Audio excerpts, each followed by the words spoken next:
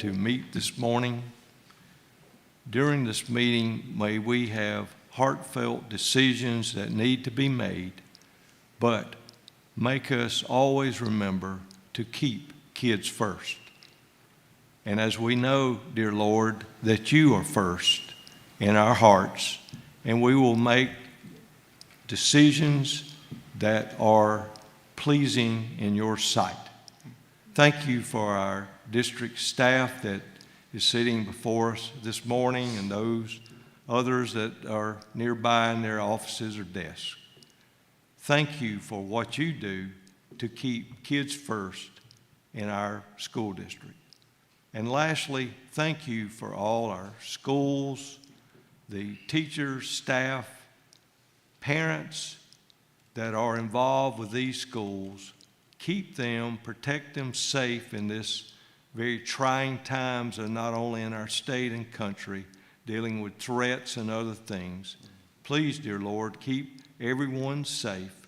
Keep our kids at the top of our agenda. And in all these things we ask from you. In your name we pray. Amen. Amen. Amen. Thank you. Now Randy Page will lead us in the Pledge of Allegiance. I pledge allegiance to the flag of the United States of America and to the republic for which it stands, one nation, under God, indivisible, with liberty and justice for all. Thank you, Randy. Thank you. I will read the mission statement. The South Carolina Public Charter School District authorizes, supports, and champions innovative K-12 public charter schools, ensuring quality educational opportunities for parents and academic excellence for students, so every South Carolina child can reach their highest potential. Thank you. And now we'll have the roll call by Mr. Secretary Dexter Davis. Jonathan Butcher. Here. Dexter W.J. Davis. Here. Stephen Gilchrist.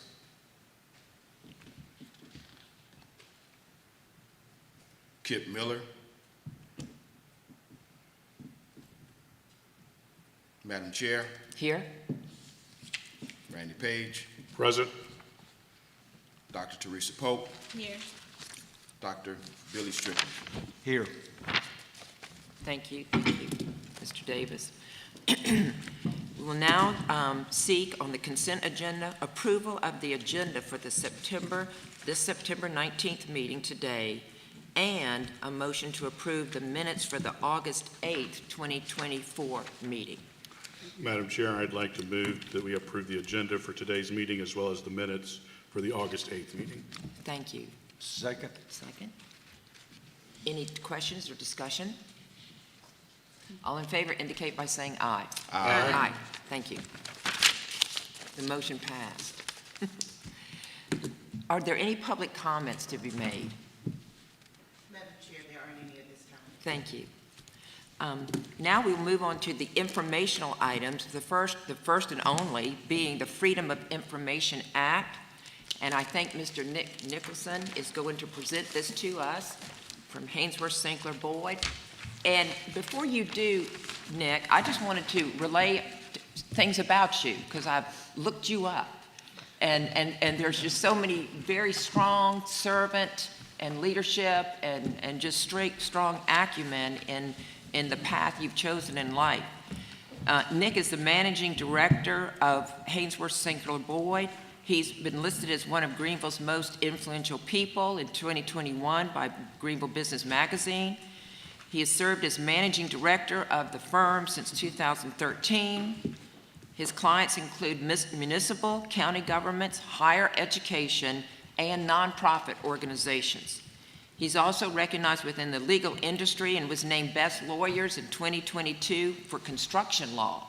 So if we have any issues here, we're considering we'll have a good discount.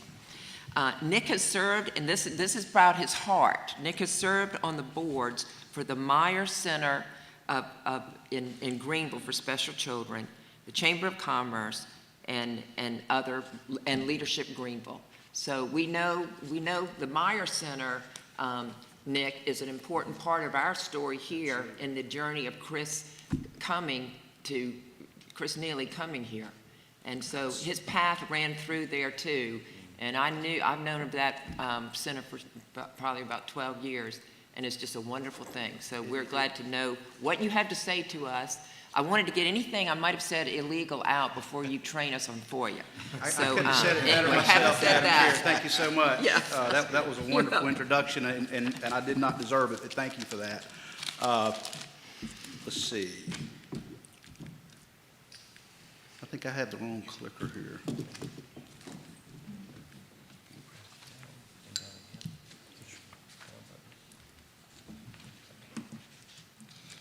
There we go.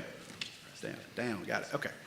So I have 15 minutes, and we're going to talk about the Freedom of Information Act. There's a lot of stuff in the Freedom of Information Act. I'm going to talk on a very high level about the very important, for you all, the very important policy considerations of, on the one hand, of transparency in government, which the Freedom of Information Act was adopted to foster. And on the other hand, the very important issues of privacy. Not only personal privacy, but the privacy that this board sometimes may need in order to conduct its affairs in the most efficient manner. All right, and so that's the focus of my talk today, and it's 10:06, so I'm going to try to end up by 10:20, 10:21. So you've got our slides. Madam Chair, you did a great job of talking about our firm, so thank you. Charter schools are a big part of our practice, and we've been representing charter schools for a long time, and it's something close to our heart. And so, thank you for letting me be here. The purpose of the Freedom of Information Act is so that the public will know what their officials are doing. That's the main thrust. Is that there's transparency in government. The Supreme Court has said that the Freedom of Information Act is remedial in nature and should be liberally construed. What that means is, whenever in doubt, we're going to err on the side of disclosure, of the public knowing.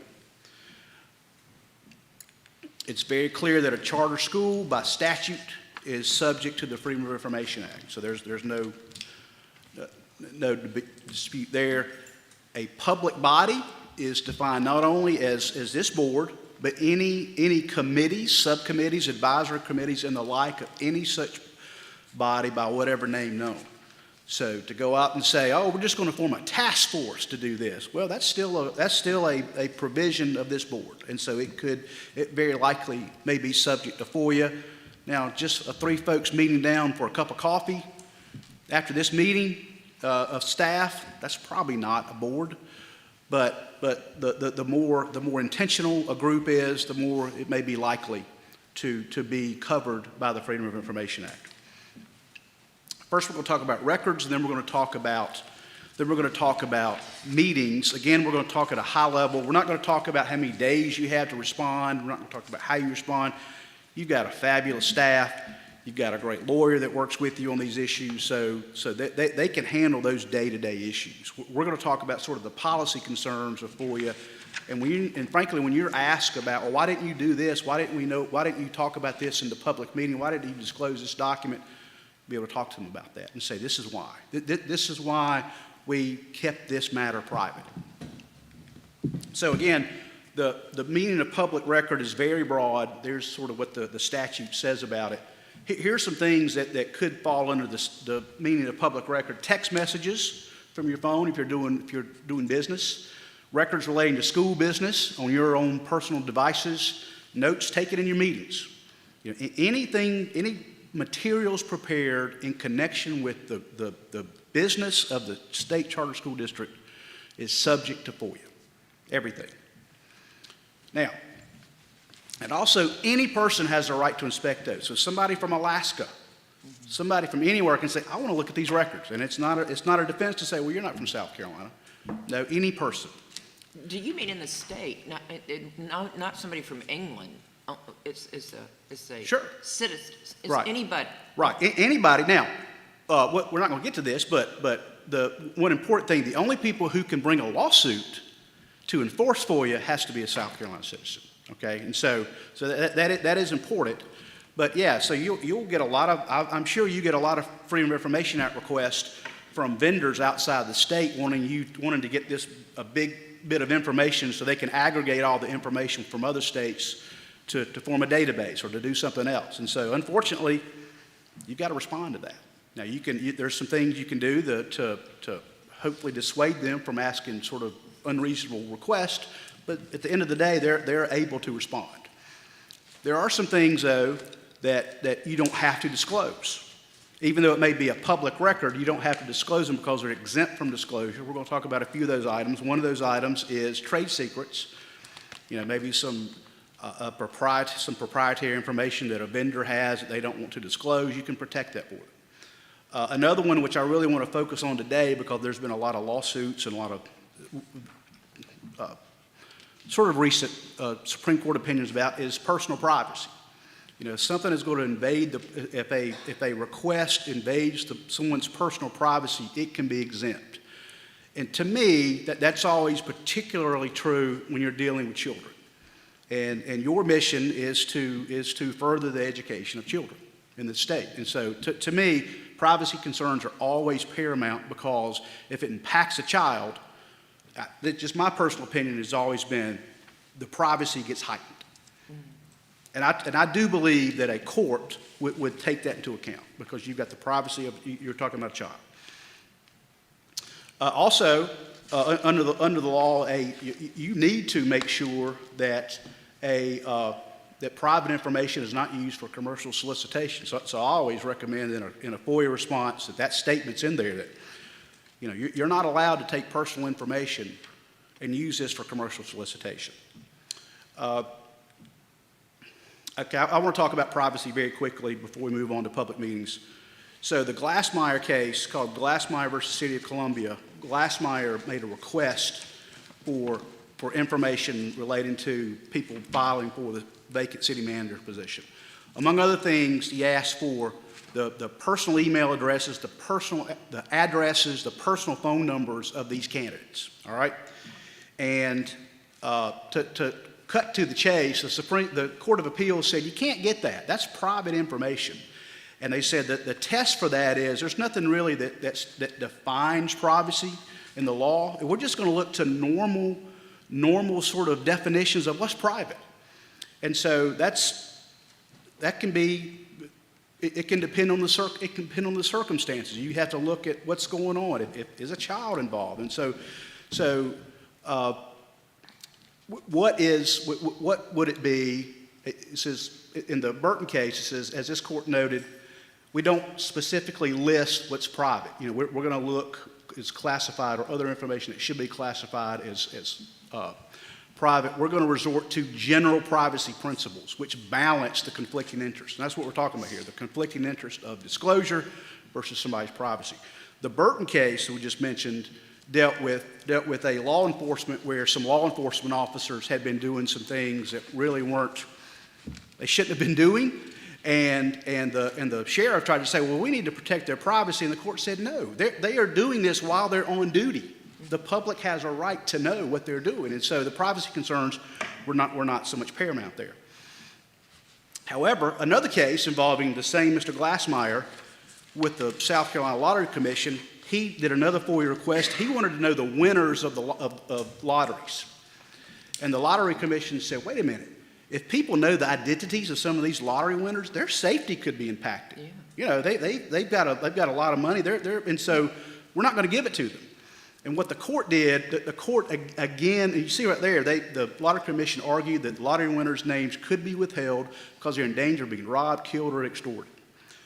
The Supreme Court said, we agree that there could be some risk here. So what they said is that to the extent that these risks are real is important in the determination of what we're going to look at. They also said if there's some really some big privacy concerns, we're also going to look at why this person's asking the question, which had never been in a legal opinion before, to my recollection. And so that's very important. So they said, ordinarily, we're not going to ask the citizen, why are you making this request?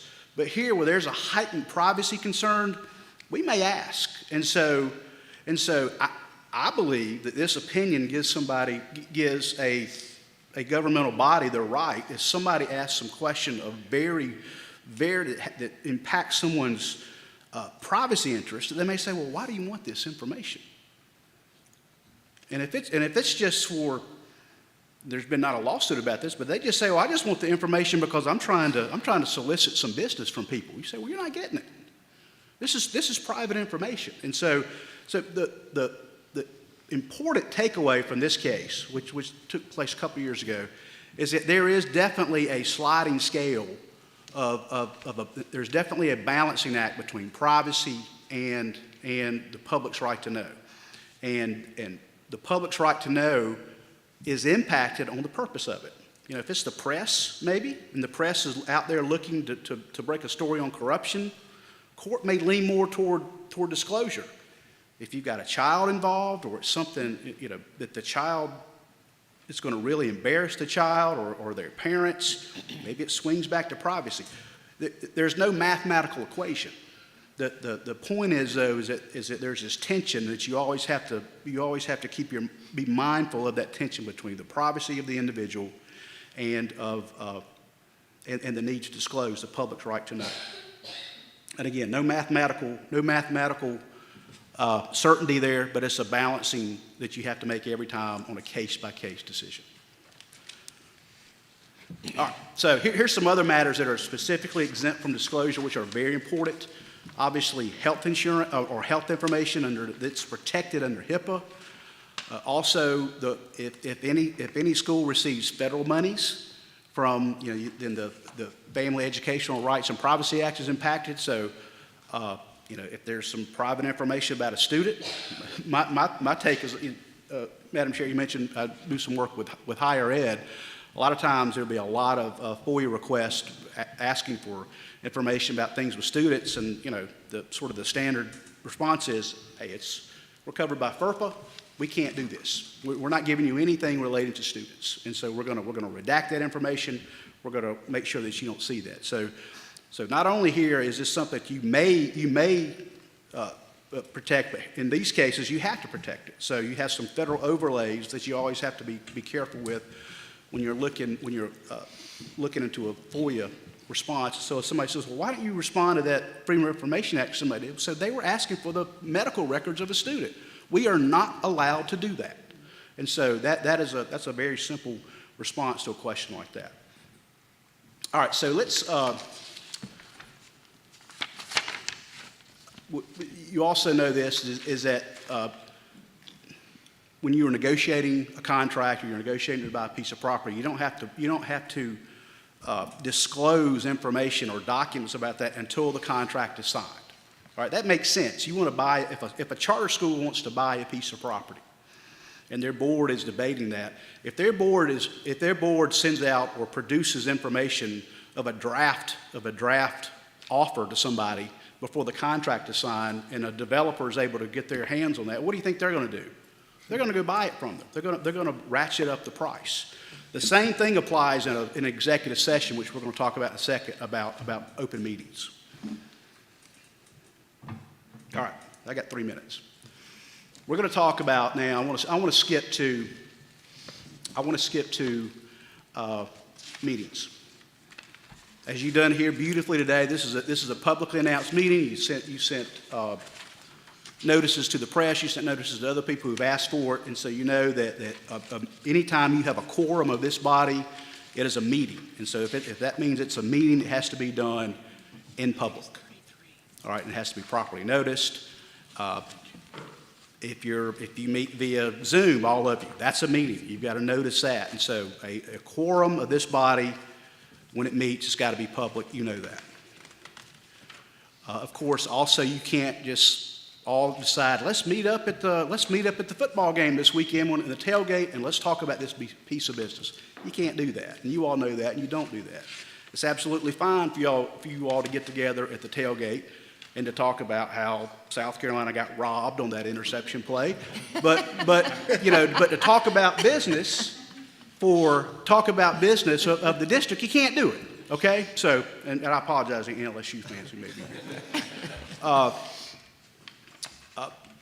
here. A very interesting case was Croft versus Town of Somerville, and there they were looking at some plans for development, and so instead of all meeting together, they met just 2 or 3 board members at a time to go meet with the developer, and it was not a quorum. And one of the issues was, it says, well, you're just getting around FOIA by meeting in workshops. And the Court of Appeals said, well, you can't have a quote-unquote workshop and avoid FOIA, but if you don't have a quorum, and if you're not taking action, then that doesn't violate FOIA. So you can do that. So a couple of you can meet and talk about things. That's not a quorum. As long as you're not taking action, that's okay under FOIA. But the court there advised, and I would advise too, to still always be careful in those types of situations. One last thing in the minute that I have left is that there are certainly things that you can discuss in executive session. When you go into executive session, you have to announce the reason for that. You have to be kind of specific. You don't have to say exactly what you're going to do. For instance, it seems to me if you say, we're going to go into the purpose of executive session to discuss buying a piece of property and spending $500,000 for that property. Let's go into executive session. Well, what do you think is going to happen by the time you get out of executive session? Somebody's going to have bought that piece of property for $510,000, right? And so that's one example of why you go into executive session, because to do the business the way you should do it, you've got to be able to talk privately. And so if you want to talk about an employment matter, you don't have to. If you want to talk about Chris Neely, I'm not going to just use Chris as an example. We want to talk about what Chris did at something, so it's an employment issue. You don't have to name Chris's name. We're going to go into executive session to discuss an employment matter. But if you just want to talk about a contract, the Supreme Court has said you can't just say, North Augusta, we're going to go into executive session to discuss contractual matters. That doesn't work. Now, the Supreme Court has not said how far you have to go to describe it, but they said you can't just say contractual matter. You got to let the public know what you're doing, some idea. We're going to go to discuss contractual matters, to discuss buying some real property located in and around this area. Would that be enough? I hope it would be. That's the way I've advised clients to do before. I think you could also say, like I said, we're going to go into executive session to spend $500,000 for a piece of property. The courts will say, oh yeah, that's very specific, but you've ruined the reason you went to executive session in the first place. So again, there's a balancing. There's this balancing of how much to disclose, how much should the public know, versus your right, I would say your duty sometimes to conduct business in executive session so you can do your job the best that you can do. I've gone over my time already.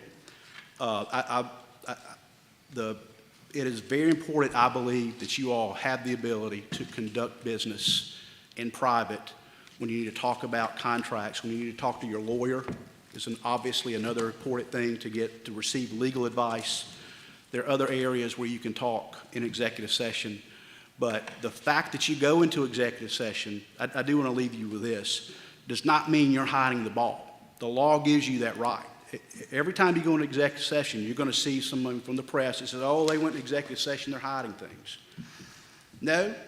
As long as you don't take action in executive session, as long as you don't bind yourselves to something in executive session, you can absolutely do that, and I would argue you should do that, because there are times when you need to be able to discuss things candidly and robustly when you probably wouldn't have those discussions out in public. So, again, I appreciate the time here today, and you do great service for the state, and I'm very grateful for your service, so thank you very much. Thank you. Thank you. Any questions? Anything for the board? Yes, I have a Yes. question. Yes. Mr. Nicholson, in the Yeah. non-quorum section, meeting and their notes taken, how does that pertain to a FOIA request? I'm sorry. In a non-quorum setting and the notes taken, how does that? Nick, speak into the microphone. Oh, I'm sorry. In the non-quorum setting and their notes taken, If you were taking notes, I would say if you're taking notes and it relates to, if it relates to the work of this board, it's potentially subject to FOIA. thank you. Yeah. Well, I'm permitted to say thank you, I guess, on all this. Thank you. Yeah, Thank you, Nick. Thank you. You're making us quieter people. Okay, thank you very much. We will now proceed into the issue of executive session. Item 9, we would need a motion, and is it appropriate for me first to discuss what issues we're going to discuss? Yeah, executive session will be held for the purpose of A, legal advice regarding implementation of State Board of Education model policy on prohibited personal electronic devices during the school day. B, legal advice regarding proposed regulations by the State Department of Education in notice of drafting regulations for charter school applications. C, legal advice regarding corrective actions at Palmetto Excel Adult Charter High School and Sea Island Heritage Academy. So Those- moved for the reasons stated. Thank you. Second. All in favor indicate by saying aye. Aye. Thank you, thank you.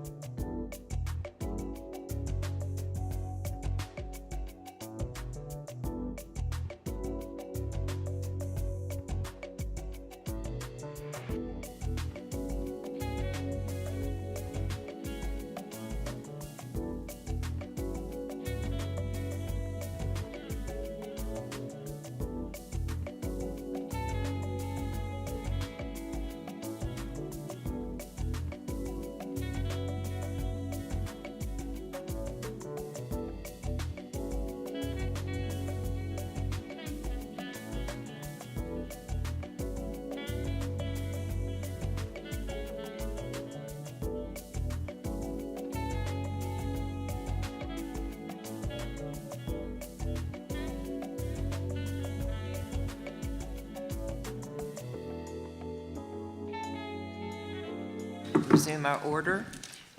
We need a motion to come out of executive session. Could So I- moved. Thank you. Second? Second. All in favor? Aye. Thank you very much. In executive session, we did take legal advice regarding implementation of state board model policy on electronic devices in school, legal advice regarding regulations by the State Department of Education and drafting of the charter school applications, and legal advice regarding corrective actions at Palmetto Excel Charter High in Sea Island Academy. We will now come back into a normal session. There were no votes taken, and are there any other follow-ups to executive session that would like to be spoken at this time? I'd like to make a motion. Yes, ma'am. I move to suspend Board Policy 3H, transfer policy, until September 1st, 2025, so that the board will not consider or approve transfer requests from charter schools in order to promote stability in the charter market during the drafting period for new charter school regulations and the anticipated introduction of legislation addressing the transfer process with an increasing number of charter authorizers. Thank you. It's a very thorough statement. I appreciate that. Do we Second. have a second? Yes. Any discussion? Madam Chair, I'm a big fan of having more than one authorizer in a state, and, charter schools should be able to find the best authorizer for their situation. But I also recognize that there's some policies that are in flux right now and some new authorizers that have either been already approved or in the process of it. So I think this policy for now makes sense. Thank you. Any other comments? I do think in the growing world of charter schools and the interest in this, that as we grow, whatever the authorizer, we want to be sure that we are all producing quality beginnings and moving into this paradigm with prudence, quality, as you have said. I appreciate the wisdom of this board on this. Thank you very much. Now we will move out to, excuse me? Oh, we didn't take a vote. Excuse me. Okay, all in favor of Dr. Pope's motion, please indicate by saying aye. Aye. Any opposed? Thank you. Thank you. Okay, let me get to where I am. Now, we'll move into our action items, and I think our first action item, this will be the Greer Preparatory Academy Charter School Contract. B. Oh, I thought B. Wait a minute, excuse me, let me see. Oh, it's approved. No. Be under action items. State Board prohibited. Yeah. Oh, I thought we did that. No, we didn't do that. We didn't do the cell phone? No. Oh, okay. We just did. Okay, we just did the transfer. Okay. Excuse me about this. We're at action items number 10 and B, State Board of Education Model Policy on prohibited personal electronic devices during the school day. First reading. So we would need a motion regarding accepting this first reading.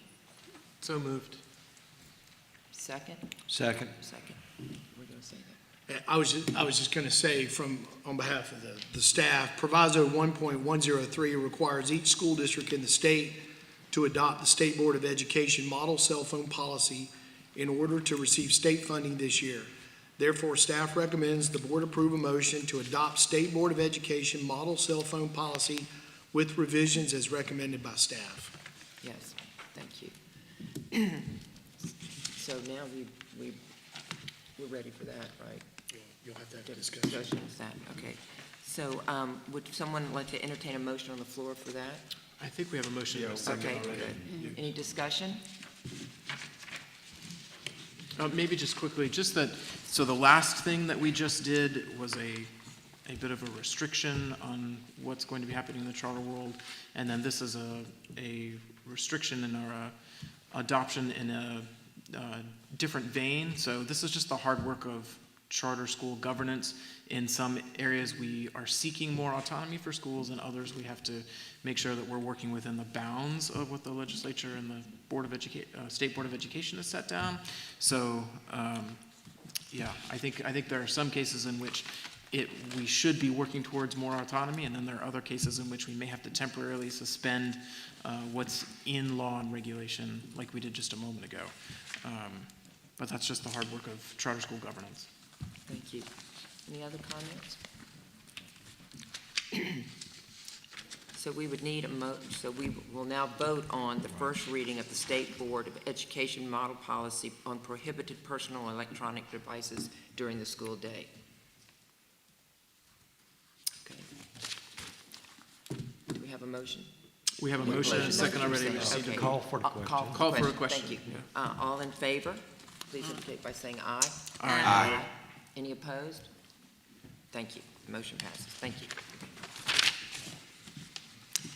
Now, we begin the joy of moving into discussing the new charter school contracts, which is the consequence of your strong work and the attraction of this body of South Carolina Public Charter School System to attract the kind of quality that we are attracting because of you and all that you stand for and do. So the first to come before us will be Greer Middle College Charter High for their new charter school covenant. And for that, Kristen Farmer, we look forward to hearing you and seeing you. Thank you. Good morning, Madam Chair, members of the board, Superintendent Neely. Trustees, I would like to draw your attention to action items C, D, E, and F. At the April 18th, 2024 board meeting, you approved new charter applications from Greer Preparatory Academy in Greenville, Palmetto Career Academy in Hartsville, PD Innovation and Leadership Academy in Lake City, and the Pivot School in Aiken, all slated to open the 25-26 school year. Today, we are seeking your approval of the contracts effective July 1, 2025. Copies of the signed contracts are included in your board folders. All 4 contracts contain substantially the same terms and conditions, modified only to conform to each school's charter. We respectfully request the board's approval of the contracts and ask the board to entertain a motion to grant Chair Mosteller approval to sign the new charter contracts for Greer Preparatory Academy, Palmetto Career Academy, PD Innovation and Leadership Academy, and the Pivot School. Thank you. Thank you. Motion to accept staff recommendation. I'm sorry? Motion to accept staff recommendation. Second. And only comment is no substantive changes. No, You said that, not right? at all. Just to No, be they're clear. all the same. Yes, Okay. correct. Okay, so we can make this decision in one, for all in one. Yes, I Great. consulted with our legal. Great. Okay. Any questions? Any discussion? All recommended strongly by staff. Okay, well then let's vote. All in favor, please indicate by saying yes. Yes. Yes. Yes. Yes. Any opposed? None? Okay, the ayes all have it. I thought we would have to deal with those individually, and I just wanted to relay that in going through all of our, looking over our governances, if you will, and going through some of the information that you have on what we require, that I think that the strength of our paradigm is seen in the governance in 3 places particularly. In the governance section 4.5, parental, educator, and community involvement, that the school shall ensure that at least 50% of its members have been elected by parents and employees of the school as required by law. And then on the next page, page 8, which is something that I think Dr. Pope has raised to us and for us for many years, the importance of the student demographics and trying aspirationally to get to that place as best as we can, so that the charter movement is a movement for all, and that is how it is. And I know that lives in the heart of each of you, and I think it's reflected in the hearts of those on this board. So I wanted to say that. And then one other thing that I think is really awesome in here, because I did read the fine print, is section 10. And what's so great about section 10 is how there's nothing there, which means that we are not in a position, we are never trying to benefit downline somewhere from some service that our schools need and want. We are not in that at all. And I appreciate the purity of the structure of this board, of this district, and the ethics that we bring to it as we comply with these outlines. So go demographics, go parents, and go the fact that we are not giving paid services to people downline in our schools. So great, we get the golden whatever award. So I wanted to say that.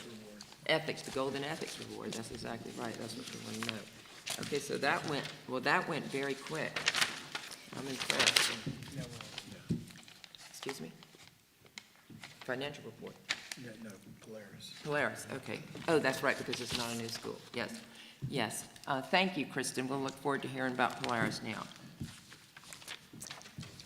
Yes, Polaris Tech Charter School seeks to revise its goals in accordance with the district's accountability framework, the AFO Index, as approved by the PCSD Board of Trustees.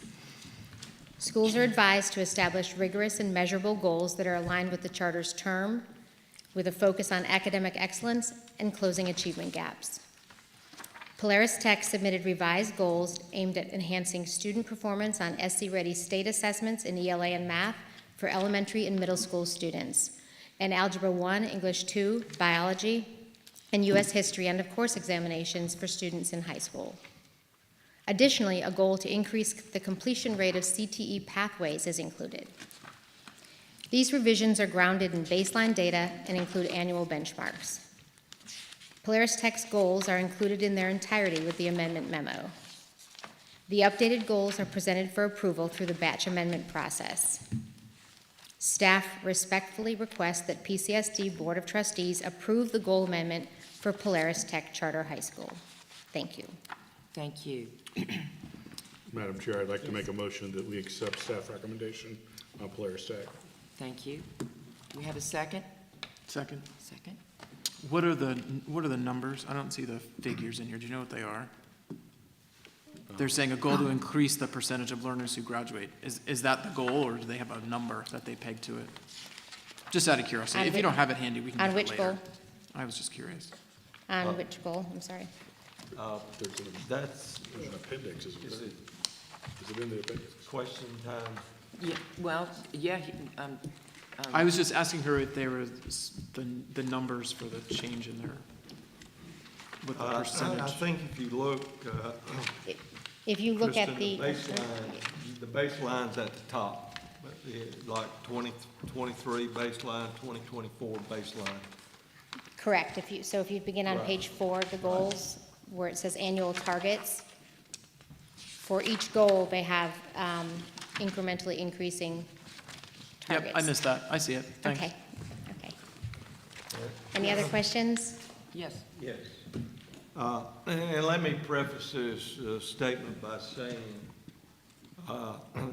every school, and I'm not a end-of-course test or anything, is sometimes difficult for many students, and it depends on the population of that. My concern of looking at it, they are improving or trying to increase it. I'm concerned that even if you look at some adjoining things, because if you look at that, you're dealing with, I'm just picking one, Algebra 1. Yeah. You're looking at, by 2027, we're gonna get 11% passing Algebra 1 end of course. State average, I think, this year was 50 or above, 50-something. I looked it up, it was over 50%. But the problem is, I would just encourage, and I have utmost faith that you all will do that, is try to look and see why those particular scores are that low, because they're very, very low. And I Yes. think if we look at, so that would be Ridgeland. Yeah, It's, So if you look at it's, oh, it is. Ridgeland, because we're dealing with the area, what would Ridgeland score be and how do they compare? I'm not wanting them to compare with Fort Mill and, you know, some other areas because of just the type of students and poverty, and again, kids can learn in poverty too, but they learn, Right. it's more difficult. But if Polaris' scores are so much lower than an adjoining public school,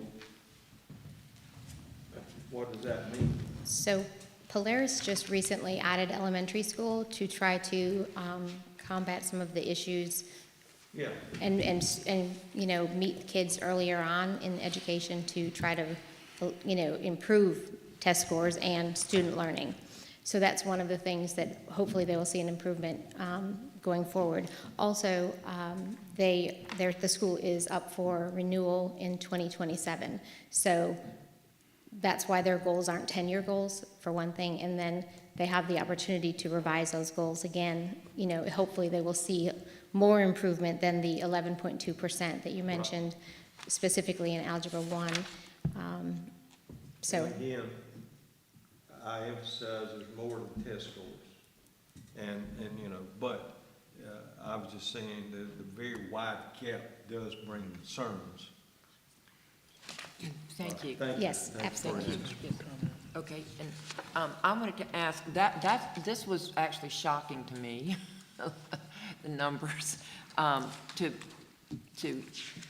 put down that their goal would be, for example, on page 7, goal 4, 12% of learners in grades 6 through 8 will score or meet exceed for ready math assessment.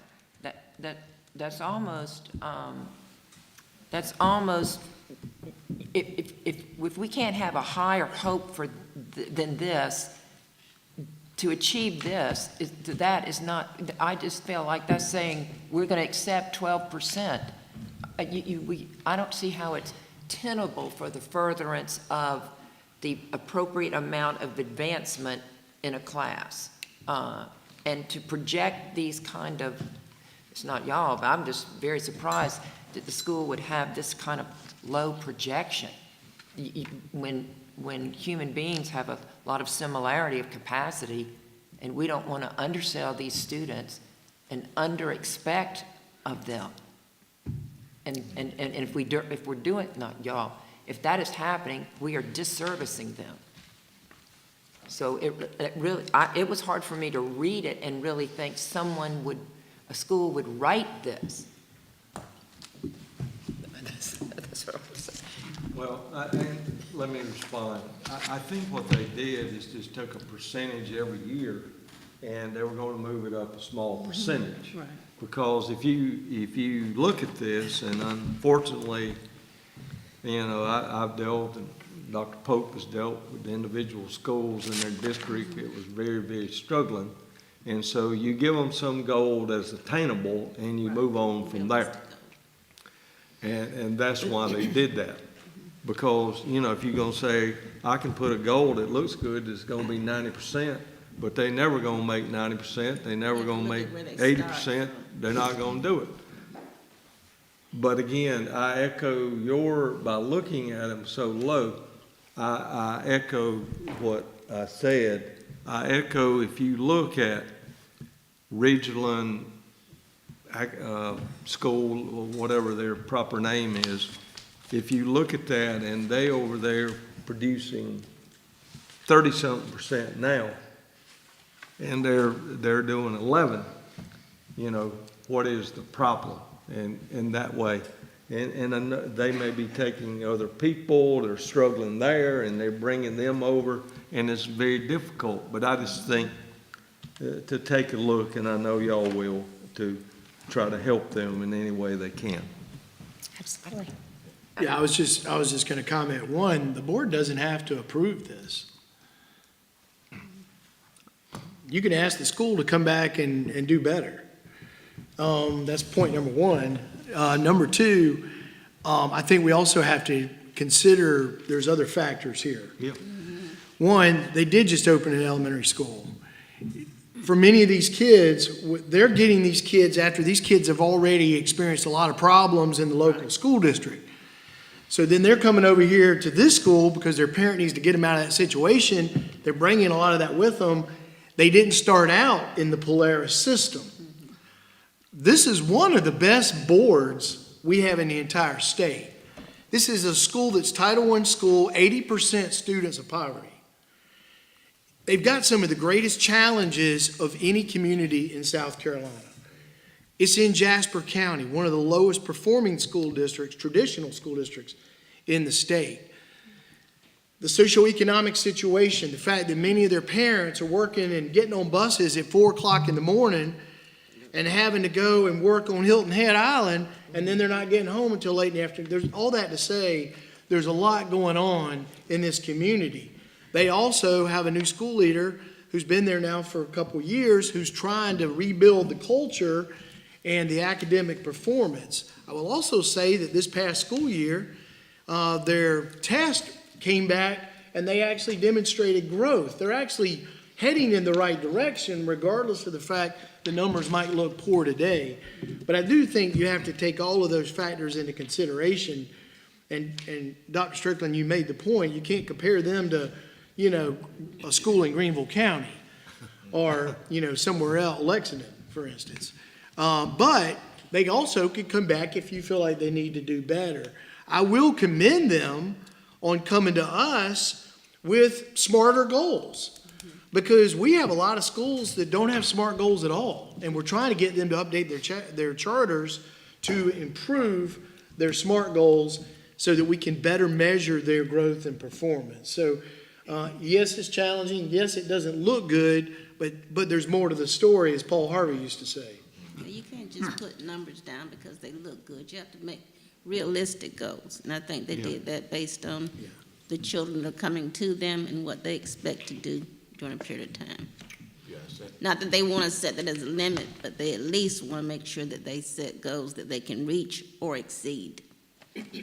So let me ask, is there any, do you have any recommendation to us for any additional layering here, or what might be? In other words, I think we would all wish for them the best opportunity to move as quickly and as reasonably as possible toward their goals. I think this board needs to be very careful in directing the local school who has their own local board on what their goals should be. But you also have the ability to say, I think you need to come back and improve what you've asked us to support.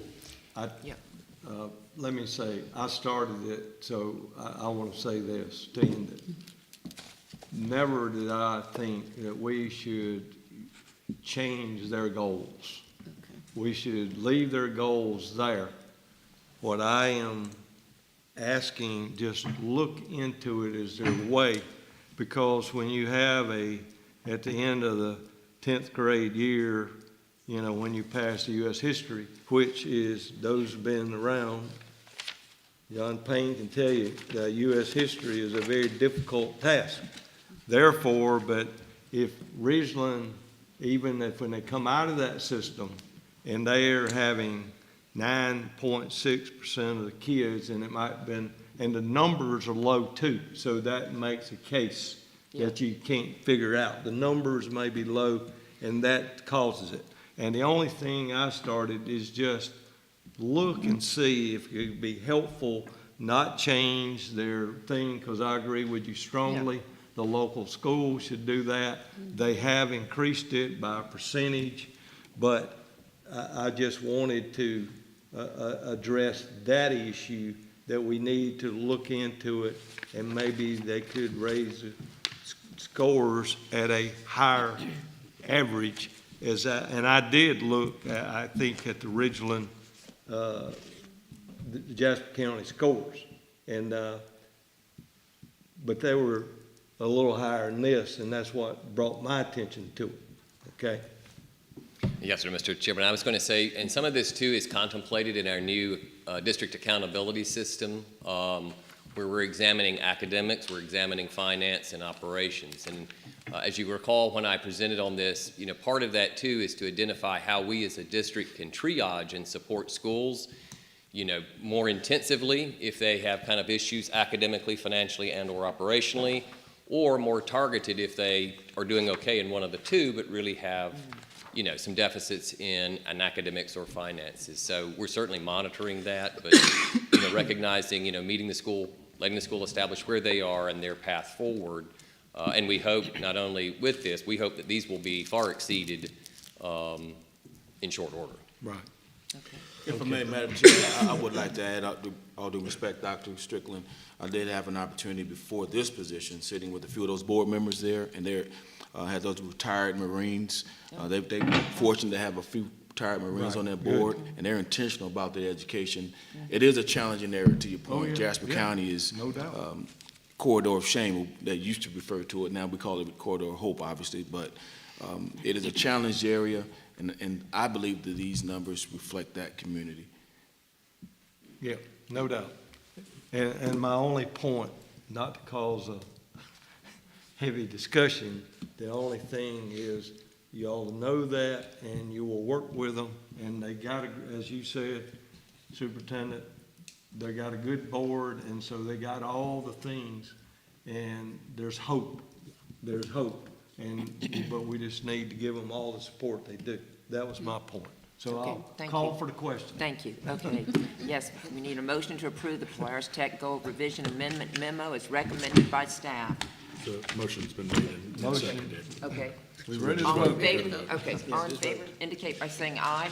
Aye. Any opposed? Good. Well, thank you for that processing and that enlightenment, too. Thank you. Thank you. Now we'll move to Nick Michael with the July 24 Finance Report. Thank you, Nick.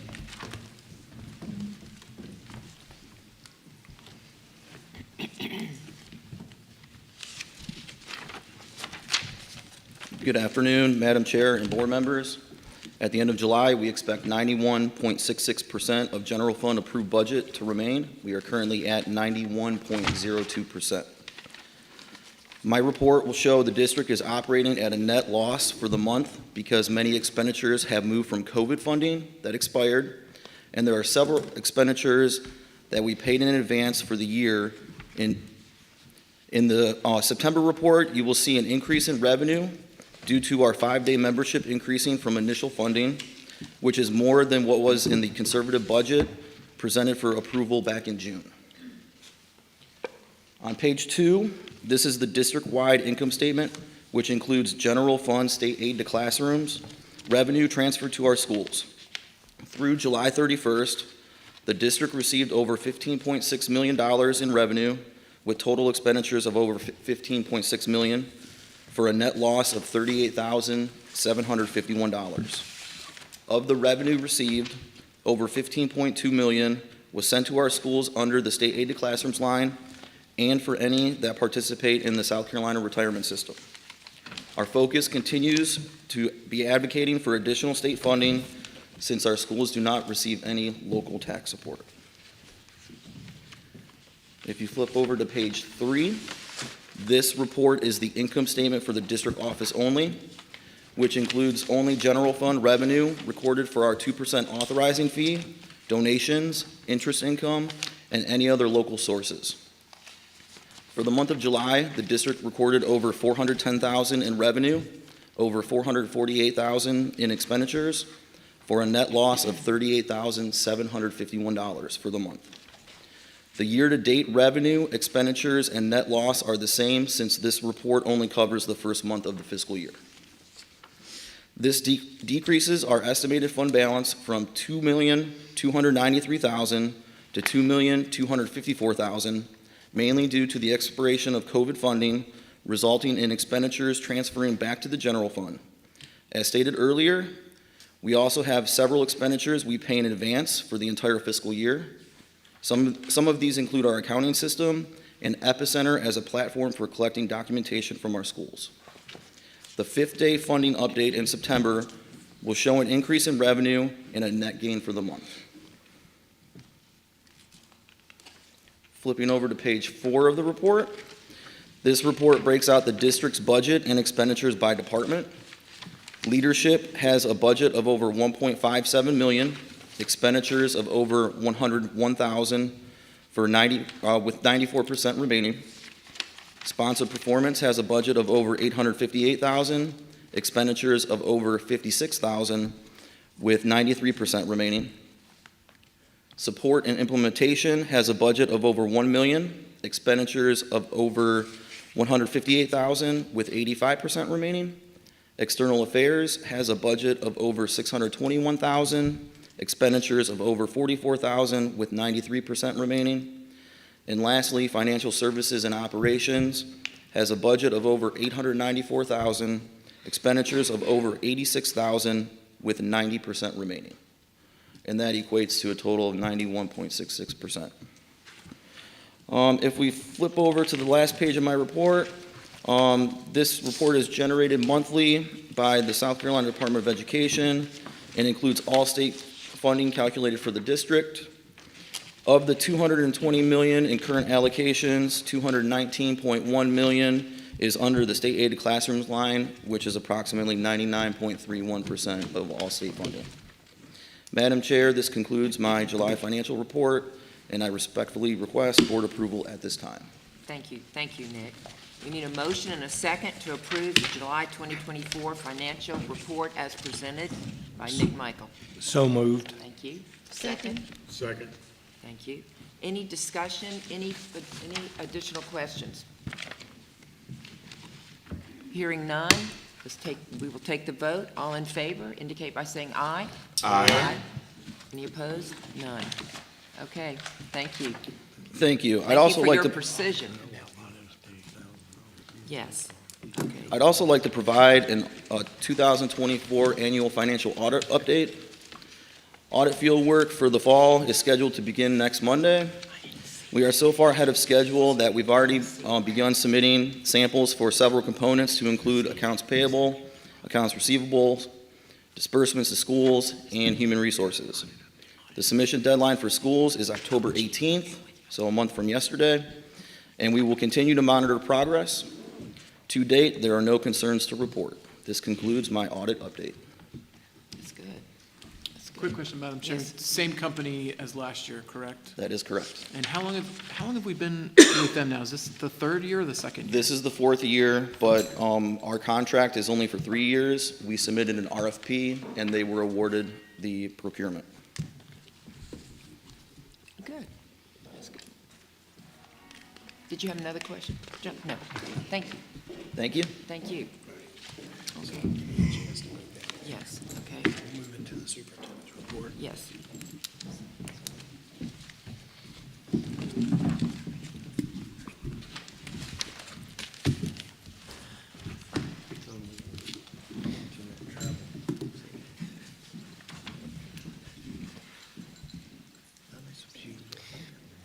Madam Chair, trustees, I'm going to give you some updates for sponsor performance since our time, since last month.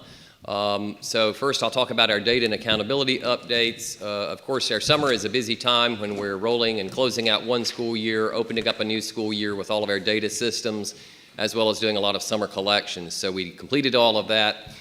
We also created and deployed a web-based employee member center to frequently used links. So rather than staff having to favorite or remember what links for entering like their time and leave or accessing PowerSchool or other, we've created a kind of a intranet for our staff to facilitate more efficiency.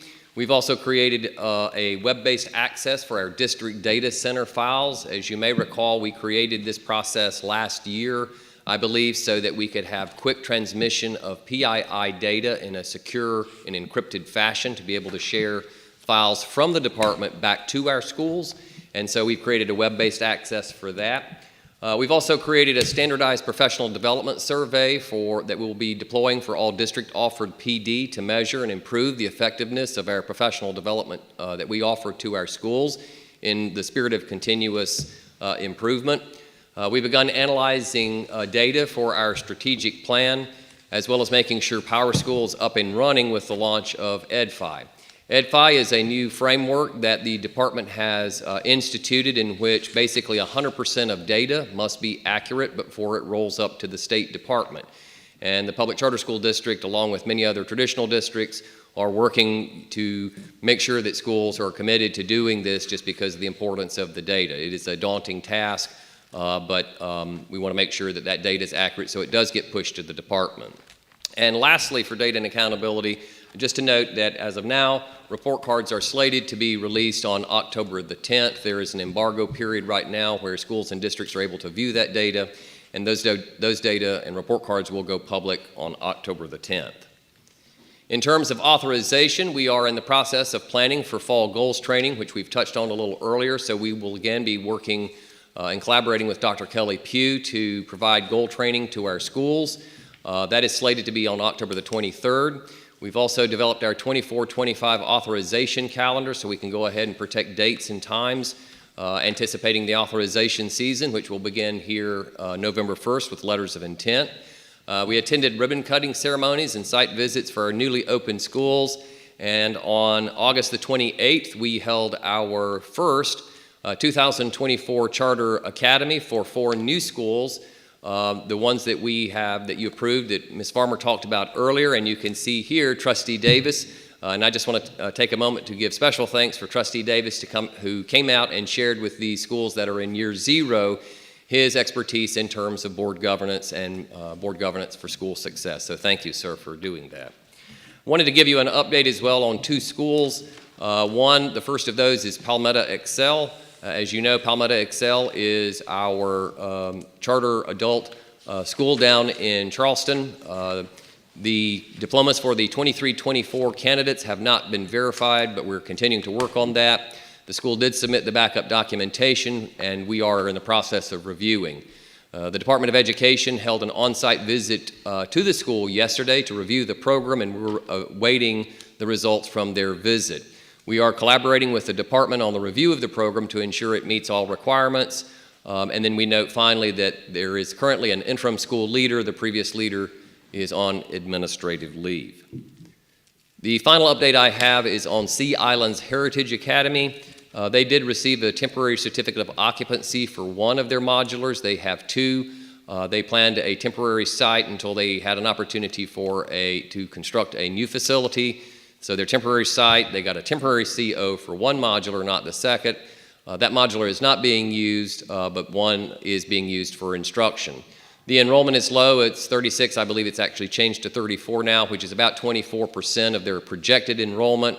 We're working with their accounting firm to look at projections due to that low enrollment and are concerned on their low enrollment and the viability of the school with serving just with 34 students currently, when they anticipated 150 to start with. We are revisiting processes and having discussions with the department on modular providers, third-party inspectors, and processes prospectively so that we can make sure that we attend to this going forward in the future. And Madam Chair, that concludes the sponsor performance updates. Thank you. Any further questions? One comment, Yes. Madam Chair, just Yes. wanted to echo the concerns, especially with modular buildings, about student safety and certificates of occupancy and those concerns. Just hear you loud and clear and echo those from the board. Yes, sir. Thank you. Thank you. Thank you. Emily Baker, support and implementation update. Good afternoon. Good afternoon. I have 2 celebrations for you and 1 informational item. First, I would like to welcome to our team Andrea Green. You may stand, ma'am.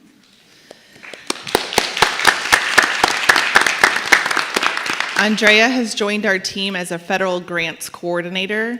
She is a charter school mom. She's a former charter school employee and a former charter school board member. So we are very happy to have her not only share her talents in federal programs and finance, but also her expertise in the charter sector. The second thing is to recognize Rihanna Smith. Rihanna has been with us for a couple of years. She was promoted in July from a coordinator to a director, and I failed to mention that to you in August. So I'm sharing that with you today. So congratulations to Rihanna. She has added some new responsibilities to her role, and we are looking to grow her in the area of management in the next year or 2. The last thing is to share with you as information. In the spring of '24, this board asked that we more transparently report out to you our direct supports to schools. At the end of August, we issued 2 corrective action plans to schools, so I'd like to review those quickly with you today. The first one was to Meeting Street, Jasper, and Beaufort. They are currently serving a couple of, 3 to be exact, 4-year-olds in their kindergarten program that do not have that September 1st birthday. That becomes problematic if students are to ever transfer out. So we've asked them to properly inform inform parents. We have grown their capacity of the law in this area, and we've also supported them in pre-K service opportunities for moving forward. So that has officially been deemed met, and they have been released from that corrective action. The second one is Careless Online Academy. They have an open corrective action from the end of August pertaining to Power School, special education, assessment, and gifted and talented. The root of this is really just records requests and reporting. So we have supported them in capacity building in those areas with state and federal requirements. We're also looking to help them to improve their service model and to make sure that their documentation and reporting is proper and accurate. That corrective action plan due date was the 15th. So this week we are currently reviewing their submission, and we'll look to either continue to support or to wrap that corrective action plan by the end of this week, early next week. And that concludes my report to you this morning. Thank you. Any questions? Thank you. Thank you. Brad Henry, External Affairs update. Good afternoon, Madam Chair, members of the board. This is my first time speaking with you. External Affairs is a new department within our district that was created at the beginning of the fiscal year in July. And so it's my pleasure to spend some time with you and tell you just a little bit about us. Our team is small but mighty. We're kind of like Spud Webb, who could dunk over Patrick Ewing in the 80s when he played for the Atlanta Hawks. So there are 3 members on our team, myself, Dr. Perry Mills, who y'all are familiar with, and Brooke Summerford, who some of you may be familiar with and others may not, and she's not here today. She's our communications manager and handles all the social media, does a lot of graphic design work for us, all the things that we put out. She makes look really great. Just a little bit about what we're going to do. A lot of these things we've done in various forms before, but have never been organized under one department. And so our job is simple, maybe not so easy, but it's simple. We advance the district's Kid First mission, vision, values, and position to the general public, stakeholders, decision makers. That's really what we do. There's a lot of noise in the charter sector right now, as all of you know, for all the wrong reasons. And we want people to know that this district, our schools, are doing things the right way. This is an opportunity for all children in South Carolina. We want to be known as someone who is an opportunity for all. And so these are sort of all the things, all the avenues that we take to accomplish that. Communications and advocacy, stakeholder and community relations, where we engage with different businesses, different civic organizations, things like that. New charter market development. We're always looking at places that would be good for someone to put a new school. Kids First Radio and podcasts. We've been doing that for a while now. Those are both great avenues to communicate with the public in general. And of course, our Workforce Centers of Excellence, which you've heard about some over the last year. We continue to advocate for that. We think that is a great model and a great program within our existing schools. It would be a great model for new schools, where students would not only get a high school degree, but get some sort of apprenticeship, dual enrollment, or credential upon graduating. And then another thing that our department is in charge of is not in charge of, but participates in pretty highly is special events. And along those lines, I wanted to make sure that everyone is aware of our Leaders Summit coming up next month on October 29th. If you haven't registered yet, please do. You can scan that QR code and it'll take you right to a registration form. And hope all the members of our board can be there with us. That concludes my report. Thank you. I plan to be there. It might be an hour late, that's what I determined. That's all right. Okay, thank you. Did anybody have any other questions? I don't think so. Just one. I think so. Okay, thank you. Emily Paul, strategic plan update. Good afternoon, everybody. So last time we were together, we went through our new strategic plan, and I also talked about the process that we follow for the remainder of the year. So from this point forward at our board meetings, I'm going to tell you about what we have accomplished in the last month and then kind of what we're looking forward to. So since the last time we met, I developed, well, not I, our team developed our annual plan, and that is included in your packet. So if you have a moment to review that and kind of see what we're working on for the remainder of the year. Each of our departments, so our deputies developed their department plans, which takes that annual plan and breaks it down into their team steps. And then from there, each of our team members has developed their goals that are tied to those department plans, the annual plan, and the strategic plan. And we've also already made progress on several of our annual plan goals. So since the last time we met, we have revised and shared our staff roles and responsibilities document, which just helps to aid in clarity among staff figuring out what everybody does. You heard John talk about his SMART Goals work. We've also recorded a pre-recorded webinar on SMART Goals, and then he's going to be hosting that training. John's team has also analyzed the achievement gap baseline, and so we're going to be looking at that and figuring out what some tangible goals can be there. We have developed a systemic process to share out alignment updates each week, so to make sure that as an alignment team, as we're making decisions and talking about important details, our team understands those decisions and the communication is getting out to all levels of the staff. And then finally, we have examined and revised our commitment meetings based on feedback from the staff that we got over the summer, just to make sure that those are addressing staff needs and that they're meaningful for everybody. And that concludes my report, if anybody has any questions. Any questions? I have a question. On the annual plan, when it says responsibility, most things are under superintendent team. Does that mean the entire staff? So that just means that I'm kind of spearheading that work, but I include everybody. So we're also creating cross-functional department teams to make sure that everybody's kind of pulled in and weighing in on decisions. Any additional questions?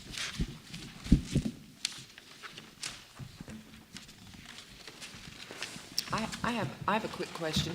Did we, in the goals for the board, 2024-25, the 1.1.1 long range, this is what Stan, in other words, when we have sessions with him, this is what you all together are then going through with us. That's right. And then also Marlene is leading some of that work so that some things are better organized for you guys. We have some elements of these board meetings that we're making sure you guys are getting the training you need and those kinds of things. Yeah. And so how are we as a board doing on that? Well, it's your first month. I was going to say. But today you received a FOIA training. Yes. And so we're going to try to make sure that we incorporate that. And I actually was sitting here thinking, I would just like to thank you all for being so engaged. It's really refreshing to hear you ask hard questions about academics and dig in on the information that we've provided to you beforehand. That's really meaningful to staff because they do put a lot of time into this. Well, So it was a thank real you. learning for me because of just the educators on the board and showing me, the reasons that sometimes students are at this place, and it is not so much where they are, it's where they can be. I think that's what we all strive for. On this, regarding with Stan, when we do, and long-range goals to be completed by the end of Q1 and this sort of thing, I just want to be sure. Y'all have written it down so well, but I like that communication in person so we know that we're copacetic and we're getting it and we're clear on what you're saying to us so we can be, because some of these assessments I realize I need to be stronger on. And I think if we had time when we talk about it together, processing produces results, I think, just opportunity to process with you, with this piece, with Stan, this sort of thing. So, because ideas come easily, but to put it in a plan where we then realize we've spoken this out, now we're going to read it, now we're going to do it. That sort of thing. So I think, for me, I think, I want to be held tight to that, as tight as you I will feel do like my it's best. Yeah, so, anyway. And especially Coach, he would want to be held very tightly to this. So, anyway, okay, thank you. Thank you. Okay. Now we have a wonderful opportunity here with the Charter School District Employee Core Value Award. Oh, yes, I'm sorry. Chris, Superintendent Neely.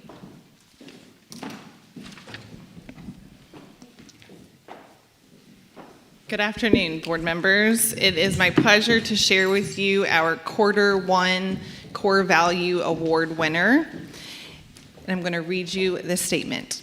With great honor, we present Josh Finley, Director of Data and Accountability, with the Core Value Award for his exceptional dedication and contributions, perfectly embodying our core values of focus, integrity, equity, excellence, and relationships.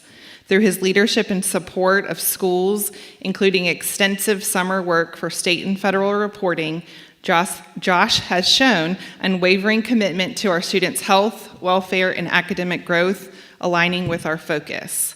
His integrity and advocacy for equal opportunities reflect our values, ensuring all schools have the resources they need. I'm going to share an excerpt from the specific nomination for Josh. I proudly nominate Josh Finley to receive the Core Value Award as recognition of his ongoing effort to build relationships with new and existing school leaders and school power school administrators. Josh has grown in his leadership, always pitches in, engaging positively with the South Carolina Department of Ed, and most recently, even being recognized by one of our school leaders for his dedication and service. Congratulations to Josh Finley for this well-deserved honor, embodying our values through their impactful work and dedication to our students' futures. Josh, come on up.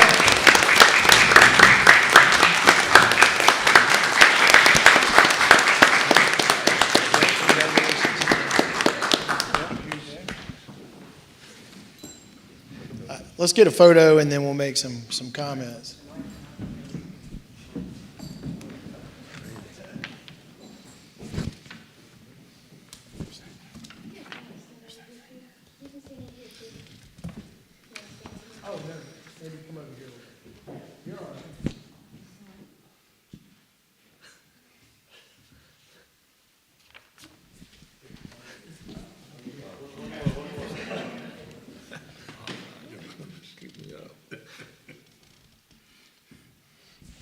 Josh, congratulations on receiving the Core Values Award for the district. I wasn't surprised that your teammates selected you for the quarter after all the work and dedication you've demonstrated. Not just the last quarter and all the work that you had to put in, the blood, sweat, and tears this summer with all the conversions and so forth, but just you're such a wonderful colleague to everyone here. And you really demonstrate the true spirit of what this place is all about and the culture that exists. And when it comes to data and the IT portion of what we do, Josh is really like the Captain America because he's got his shield where he is protecting our data at all cost. And the reason that is so important is because that data is the key to everything we do for the performance of our schools and our district and our kids. You know, it drives funding. It drives accountability. It drives and ensures that we protect all of our children, those with special needs, those children of poverty, and those students of color. So, Josh, you're not just the Core Values Award winner, but you're our Captain America for all things data. So congratulations.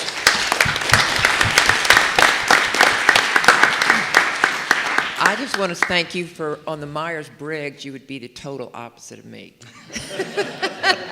And those are the kind of talents that are really needed. And I envision you in a data cave where you are winning, and you come out. We come out ahead because of the things you do. And I'd just like to ask, because I'm sure that most of the board members don't know, just tell us a little bit about you and how your proclivity toward this kind of pursuit and the mind for data. Just say something about yourself in regards to that.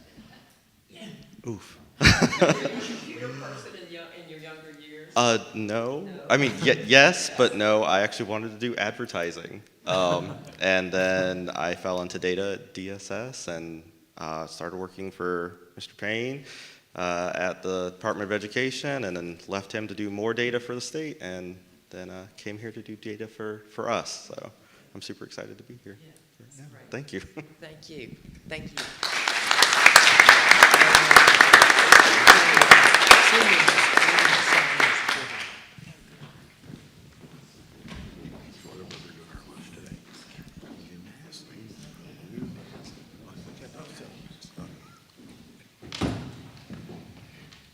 So I wore my white sneakers because I figured, I assumed that Dexter was going to be wearing his today, and you didn't. You showed up with boots. Oh yeah. Yeah, so I guess next month I'll show up in boots.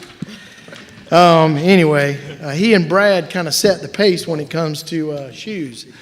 But you didn't show up in yours either, so y'all kind of left me hanging. I think they coordinated. Yeah, so I'd stick out. But anyway, they're more comfortable than leather-soled shoes. We'll go ahead and jump right in because I know this has been a long meeting and we've accomplished a lot.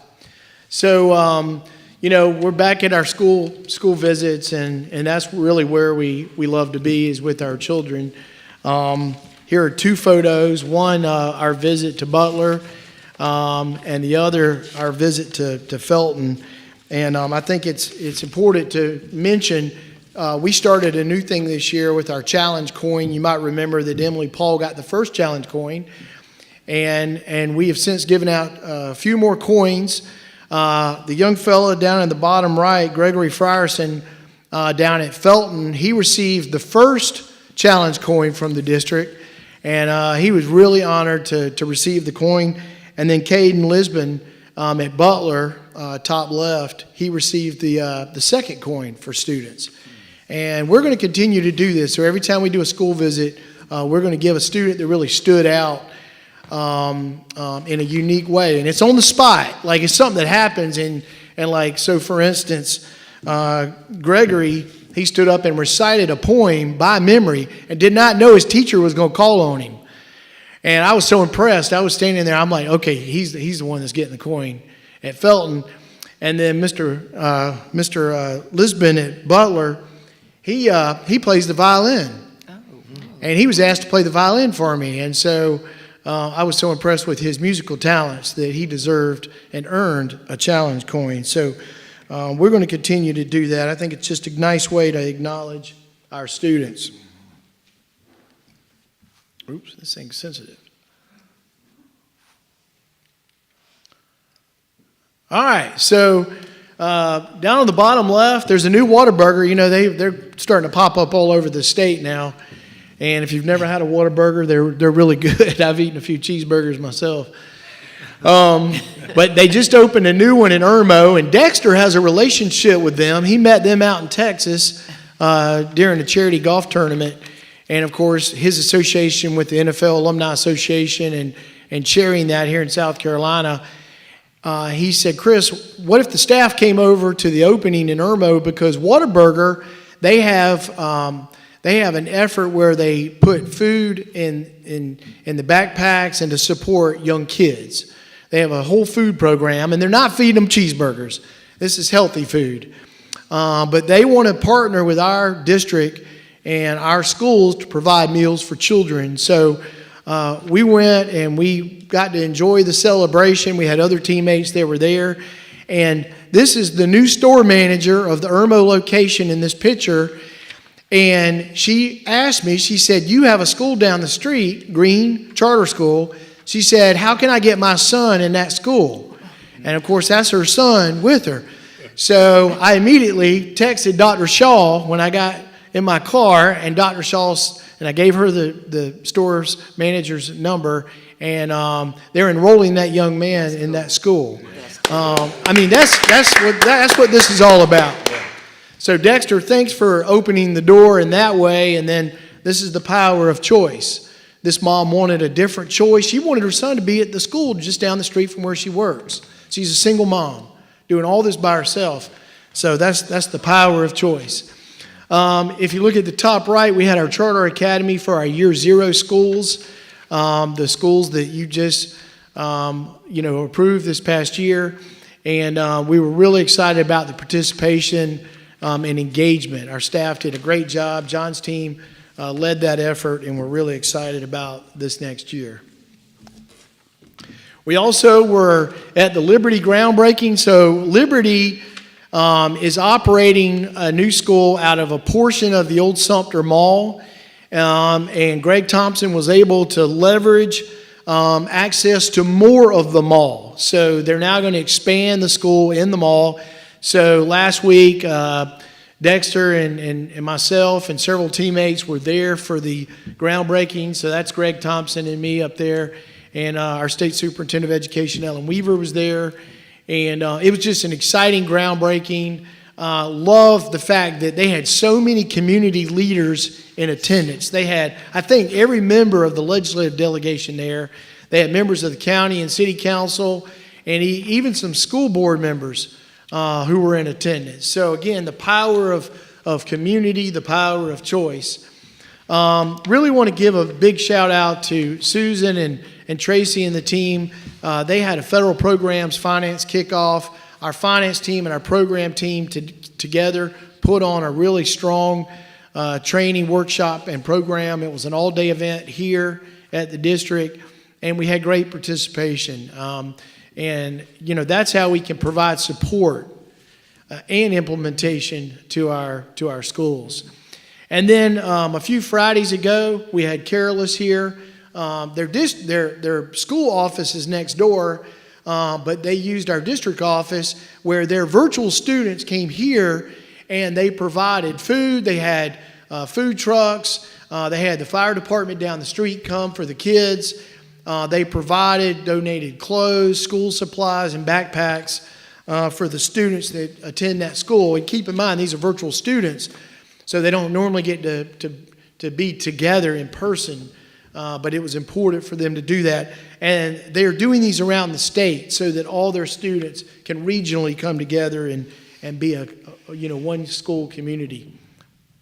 A few weeks ago, we attended a statewide authorizer meeting at the Department of Education. So on the left, you'll see all the different authorizers. So we had Erskine, Limestone, and Voorhees with the Department of Education and our State Superintendent, Ellen Weaver, and really trying to build a collaboration among all their authorizers, find the areas where we have shared vision for the state when it comes to public education and choice.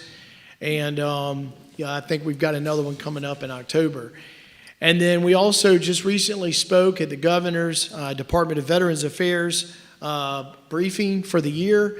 And we were given the opportunity, the only school district in the whole state that was actually represented, and got to speak at the Governor's Veterans Affairs Summit. And we got to speak about what we're doing with Purple Star Schools, with school choice, putting schools on military bases, and just being very intentional about improving the level of education here in the state of South Carolina.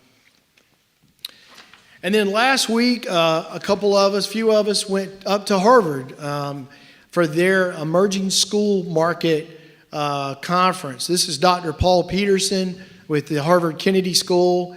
Some of you might be familiar with him. He's written a lot about school choice and charter schools, done a lot of extensive research. Ed Choice was there. Our friends from the University of Arkansas were there. All the great minds when it comes to really writing about and researching about school choice and emerging markets. Lots of interesting discussion about charter schools, some of the potential legal cases that we might hear before the United States Supreme Court, and stuff going on in Oklahoma with charter schools and the Catholic Church. But Dr. Peterson is somebody I actually met 5 years ago at the White House. He had me on his podcast during COVID, And I remember at that time he asked me, he said, well, do you think all this growth is going to go away after COVID's over? And I was able to tell him right there, I said, Dr. Peterson, we're seeing no attrition. In fact, we've grown by about 30% since we last talked. But, we want to be involved with policy thinkers and academia when it comes to thinking about school choice and emerging models of schools here in the United States. A few other items that I wanted to bring to your attention. We've been very collaborative with Bettis's board, trying to really help them. They recently had new elections and just trying to help bridge that board together. They've kind of struggled and had some division. We just recently have paid for them to have someone come in and provide them with board training. Our district, we said, look, we'll provide the training. We'll provide a third party that's neutral who can come in and bring you guys together. So Dr. Lindsay, who some of you know from SCASA and the School Boards Association, is holding the training this weekend. We've had a number of school safety incidences. Really, it seems like since the incident in Georgia, we appreciate our schools who are proactively making us aware of these situations. We've also informed our schools that when they have an incident, they need to report immediately to us so we can provide support. Nothing serious, but all of them could become serious. And on that note, the other day, we did have some folks from USC come and, excuse me, present about active shooter training and providing our staff with that knowledge. And we're going to be expanding that opportunity and that training for our schools because we've got to be vigilant when it comes to protecting our kids and our schools and our families. Also, I attended the first superintendent's symposium of the year. Lots of conversation about all the policy things that you've discussed today. Cell phone policies, curriculum, library books, things like that. So very spirited conversations with our superintendents and with the Department of Education. And I think we're going to continue to see a lot more conversations like that. But it's always good to be there with our superintendents. And then the other day we had a meeting with SEDU, Department of Employee Workforce. We want to be more intentional in being able to provide support to our schools when they're opening or looking to open a new school in a community. You don't go and put a Chick-fil-A just randomly in any community or a Walmart or Dollar General or any retail store or any business. So you don't want to just randomly decide to put a school somewhere where maybe you don't have the student population. Maybe there's not the need because there's already a high-performing school in the neighborhood. So in that respect, the Department of Workforce is going to work with us. They have a database that we can use working with our schools to determine where's the best place to put a charter school. And they can look at everything from the local school district, enrollment, performance, all the economic data, all the demographic data, looking at infrastructure, things like water, sewers, and roads, just to help us have more intelligence about where we're putting schools. So we really value our partnership with other state agencies. Again, I think that's something that makes this district unique. We partner with state agencies because we're one of our state agencies. So it makes sense to utilize our resources in that way, to be good stewards of taxpayers' resources, but also just to be good partners with the state of South Carolina. Pending any questions, that's the end of my brief. Any questions? I don't think so. Just thank yous. We thank you for the breadth of your involvement in the community, in the State House, in benevolence and vision. So thank you, Chris. Thank you. Okay. With that, we will ask for a motion to adjourn. So moved. Second. All in favor indicate by saying aye. Aye. Thank you. All right.